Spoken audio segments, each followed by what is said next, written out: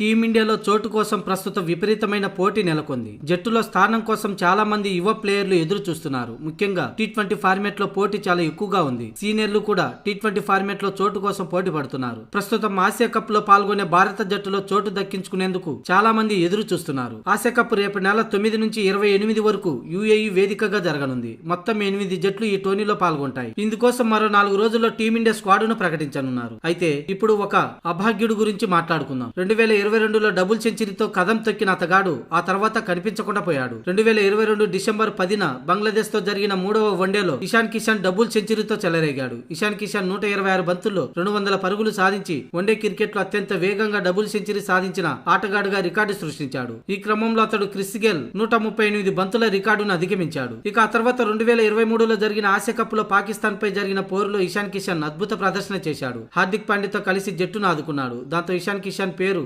మారుమోగిపోయింది. అదే దూకుడుతో వన్డే ప్రపంచ కప్ 2023 ఎంపికయ్యాడు. అయితే అక్కడి నుంచే అతనికి కష్టకాలం మొదలైంది. 2023 వన్డే ప్రపంచ కప్ లో కేవలం ఒకే ఒక్క మ్యాచ్ ఆడిన అతడు టోర్నీ మొత్తం బెంచ్గా పరిమితమయ్యాడు. అయితే ఆ ప్రపంచ కప్ లో భారత్ ఫైనల్లో ఓడింది. అనంతరం 1-2 మ్యాచ్లు ఆడిన అతడు కనిపించకుండా పోయాడు. తాను మానసికంగా తీవ్రంగా కుంగిపోయి ఉన్నానని కొన్ని రోజుల పాటు తనకు బ్రేక్ కావాలంటూ ఇషాన్ కిషన్ బీసీసీఐని అభ్యర్థించాడు. ఇక ఆ తర్వాత విశ్రాంతి తీసుకున్నాడు. కొన్ని రోజుల తర్వాత దేశవాళీ టోర్నీలు ఆడాలంటూ ఇషాన్ కిషన్ ను బీసీసీఐ కోరింది. అయితే తాను గాయంతో ఉన్నట్లు దేశవాళీ క్రికెట్ ఆడలేనంటూ చెప్పాడు. దాంతో బీసీసీఐ ఇషాన్ కిషన్ పై ఆగ్రహించింది. అదే సమయంలో కీపర్లుగా సంజు శాంసన్, కేఎల్ రాహుల్, ధ్రువ్ జురేల్, జితేష్ శర్మ, శ్రీకర్ భారత్ రూపంలో టీమిండియాకు అందుబాటులోకి వచ్చారు. దీంతో ఇషాన్ కిషన్ ను బీసీసీఐ పూర్తిగా పక్కన పెట్టేసింది. ఇక 2024 ఐపీఎల్ అనంతరం ముంబై ఇండియన్స్ అతన్ని వదిలేసింది. అయితే ఆ ఏడాది వేలంలో సన్ రైజర్స్ హైదరాబాద్ అతన్ని సొంతం చేసుకుంది. తొలి మ్యాచ్ లోనే సెంచరీతో కదం తొక్కిన అతడు ఆ తర్వాత నిలకడగా ఆడడంలో విఫలమయ్యాడు. అయినప్పటికీ అతనికి సెంట్రల్ కాంట్రాక్ట్ లో బీసీసీఐ చోటు ఇచ్చింది. అంతేకాకుండా ఇంగ్లాండ్ పర్యటన ముందు జరిగిన